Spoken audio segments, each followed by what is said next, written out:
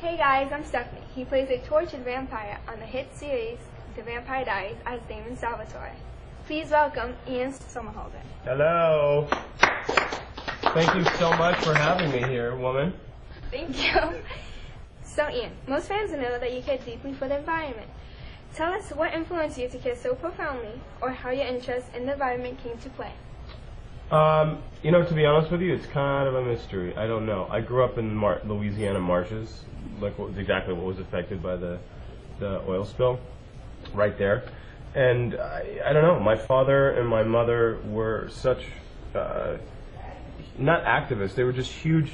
I grew up in an environment in which was totally natural, and the food sources in which we had came from nature. And I grew up with a great appreciation for nature because my father just instilled it in me and my mother, that nature is the most beautiful thing in the world that we have, other than obviously humanity. That flora and fauna, the animals, plants and animals of the world are the most important, and they're so beautiful. If we just take care of them, then we'll be fine. Did you join any environmental clubs in high school? My high school experience was very limited. What clubs I did that I was involved in were primarily sports clubs. I left high school at a really young age. I'm not saying that's a good thing, but I studied, I did it through homeschool because I was living in Europe when I was in high school. I was modeling. So I was running around globe-trotting. So I lost that whole high school experience, and I was always envious of all my buddies that had it. Speaking of the youth, some of them are saying that they're too young, that they don't have the proper knowledge or the money to buy environmentally safe things such as an eco-friendly car. What advice can you give that can engage the youth to be more involved and informed? Wow, that's a great, really well-worded question. I get it. Economics plays a huge role in this. A lot of environmentally friendly things, such as cars or products, clothing, is all... It's a lot more expensive generally than normal products, organic fruits and meats and what have you, which is a bummer. It shouldn't be that way. But the question the answer I could give you is, there are a million ways to engage in conservation, a million ways to engage in helping reuse and recycle. Turning off lights when you leave, turning off your televisions when you leave. Silly little things that you don't think about. Running, when you're brushing your teeth, what do? You leave the water on. We're used to hearing that water running. 600 million gallons a day are lost because of that. So it's little things like that you can do. The other thing is recycling. Big thing. Cut down the use of plastics. We've created this plastic. That there's an island in the Pacific that's the size of Texas that's made of plastic. It's floating in the water.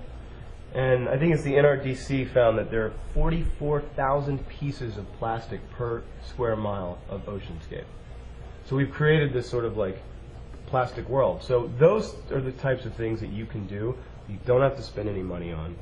You can kind of encourage other people to do. And it'll help a lot. A lot. And also, too, even at schools, setting up recycling programs at schools. And if the school says, well, we don't have, the city or town that we're in doesn't have a recycling program, well, ask, why? Why doesn't it? We're in the United States of America. It's 2010. So you can also ask your parents and have them ask the city council people why this isn't possible. You know what I mean? Yeah. So there are a zillion things that you can do that don't require any money at all. So the word got out that you are in the works of launching your own foundation. What can we expect of the foundation, and when will it be launched? It's going to be launched on my birthday, actually. It's the foundation primarily be with what we were just talking about. It's going to be environment, meaning flora, fauna, oceanscape, landscape, deforestation, all that. Then there's the humanitarian. There's a humanitarian side in that as well. Then there's energy.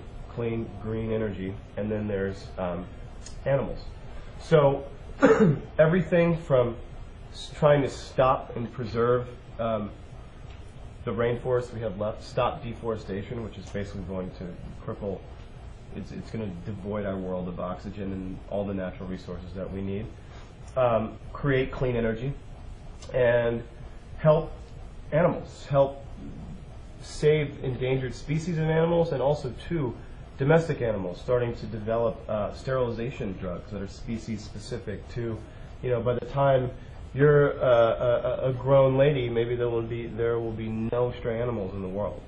So it's those types of things that the foundation, it's not so broad that it's not going to be effective, but if someone who doesn't care about the environment but loves animals, they can still be a part of this foundation and still doing something that appeals to them. You know what I mean?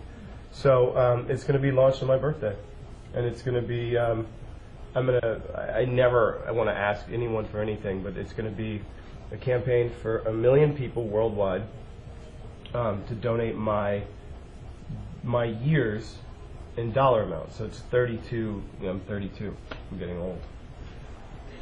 But I don't need gray hair yet.